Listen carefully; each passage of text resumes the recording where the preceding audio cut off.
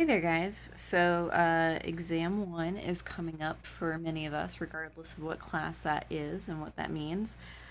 And so I thought that I would just do a video or two about some, study habits. Let's talk about two kinds of uh, flashcards. And so this will just be the one video about flashcards, and I'll show you another video about flashcards. This is the very analog form, so I just have some index cards here. This is like 5. And I've mentioned to a few of you that I'm a little cheap. I wouldn't say cheap necessarily is the best way to describe it, but I am trying to save a buck here or two. So I just take these index cards and I just cut them up, right? Into fourths. So now I have 4 times the amount of index cards, flashcards that I had to begin with, which is fine. And I'm really doing this like more than I should, but because like really only like 3 or 4 cards, and that was like 5. Go through the scissors without getting kind of mangled, but that's a whole lot more index cards than I started with. So right here, what I've got is the digital textbook, and if you look in the back, so we're on exam 1. What digital students have been going over is most recently, besides logic gates, right? Is Boolean theorems. Boolean theorems are like really good for flashcards. I'm going to do, so that first one is x times 0.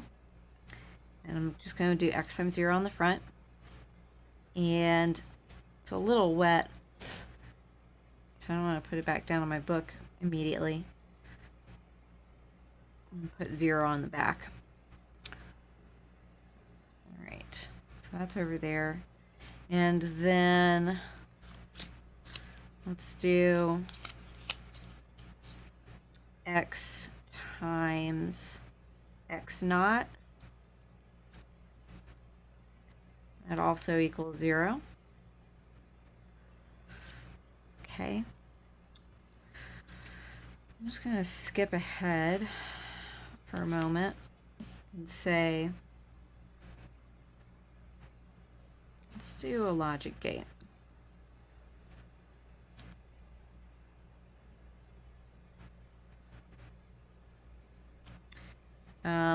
That, to me, that's an OR gate. It looks like Star Trek, but let me actually do that. So, and I will just say A plus B. A or B, right? See how wet that was? Oh god, it just got all over my hand. Anyways, so my point is, make some flashcards for yourself because they are very helpful. Now, if you find that you're struggling with running flashcards with just yourself, what I would say is very likely that you have other voices that you can do. You might not do them for anybody else.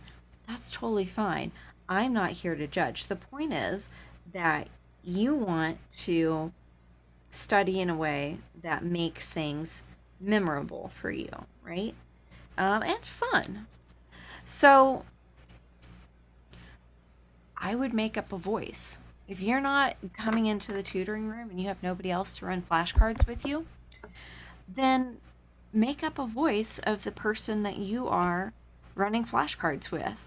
So, I super apologize if this is somebody's voice or somebody's accent. But this is Inga. So Inga's gonna run flashcards with me. Callie, what is x plus x times 0? 0, I think. Great job, Kelly. Good job. You did it. What is x times x naught? No, that's called x and x naught. It's a 0? Great job, Kelly. Sweet. All right, Inga's really, she's really great with me. Cool, we can move on. What is this, Kelly? I don't know what this symbol is. This is, I don't even remember what this is. It is A or B. Crap, I should have known that. No. You'll get it next time. Don't be hard on yourself.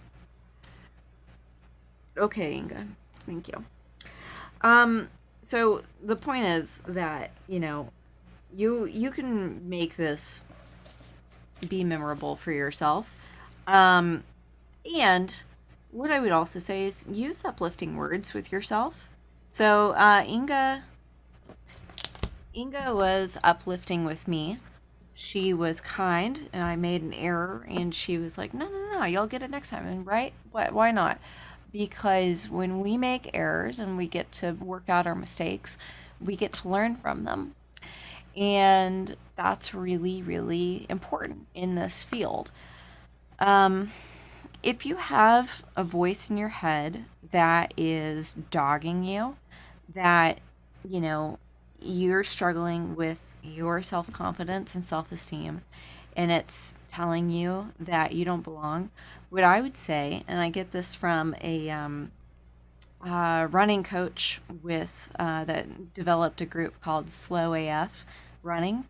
If you have a negative voice in your head, give that voice a name, right? So like we'll call this given negative voice in your head Nathan. Well, if Nathan over there was to say such terrible stuff to you, would you put up with that? Like, really, would you? Would you put up with that?